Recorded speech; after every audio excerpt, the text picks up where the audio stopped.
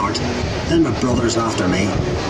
You could hear the noise from where we lived, but nothing compared to the size of the place. They put me to work on 401. That's what we called her. We knew she'd be the largest passenger ship in the world, but we didn't call her Titanic then. I was there from the beginning. I watched the ship race lay the keel blocks. They set big wooden blocks on the slipway to start with, then the keel at top of it, like a backbone, and the frames attached to that, like a skeleton. Workshops everywhere. It took weeks to find your way around. There'd be workshops for every trade you ever heard of. Painters, sailmakers, coppersmiths, boiler makers, cabinet makers. I even learned a bit about French polishing with them. Harlowworth is a fine place to work, but dangerous. Every ship cost a life, and there'd be lots of injuries besides. I was in the engine works for a while. Very well equipped it was. That's where we built the triple expansion engines. 2 of them, each as high as a 3-story house. I worked in the frame bending shop. You'd heat steel beams in the furnace, then hook them onto slabs of cast iron and hammer them curved. It was skilled work. You had to bend them more than you needed because the frame straightened out a little when it cooled. The shell plates that made up the hull weighed up to 4.5 tons. They were taller than my dad. The plates were overlapped on the edges. Some were raised, one after another. We called it clincher. One of the foremen taught me years ago. That's how you built steel ships. I worked as a heater boy. You had to heat the rivets on a wee plate. You pump the bellows till the rivet was white hot. Then you get a hold of it with your tongs and throw it up to the catcher.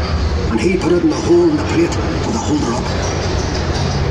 There were 2 of us on the other side of the plate with the holder up. We had to hammer the rivet so it filled the hole before it turned dull red. The double bottom. That's a wee space we called the tanks, made up of steel plates. The rest of the rivet squad all had to fit into that gap.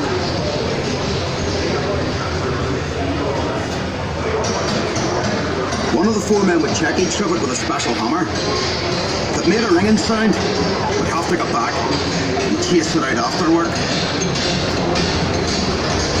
I'd get scared working down in that double bottom.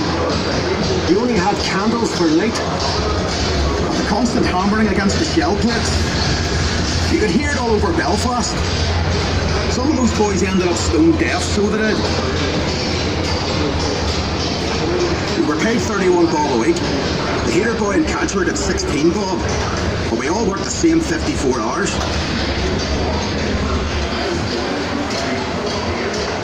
The upper deck was steel too, and part of the strength of the ship. There's no straight lines in a ship, and when you look down the weather deck, you could see the sheer of her hull, which stopped her flexion at sea. The stern frame had to be strong enough to take the rudder turning in heavy seas. You'd have all these timbers and guy wires to steady the frame, and men scurrying around like ants underneath. When we came to launch day, I was torn between pride and fear. The standing ways were coated in tallow, train oil and soft soap. So the ship would slide when they shifted her weight off the blocks. That was the most dangerous part. And the shipwrights were knocking away the last props.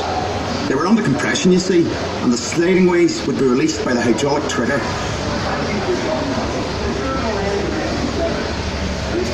100,000 people watched the launch. Some paid a bob to sit in the reserved seating. There were extra trams laid on.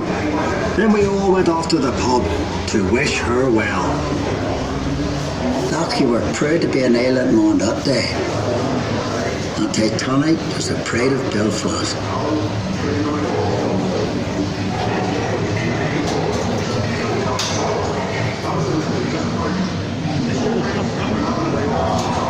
Thank you for joining us. The tour will end in a few seconds. Please exit the car carefully and make sure you don't leave any personal possessions behind. When the car has stopped, push the lap bar down and lift up to exit safely. And mind your step as you leave the car.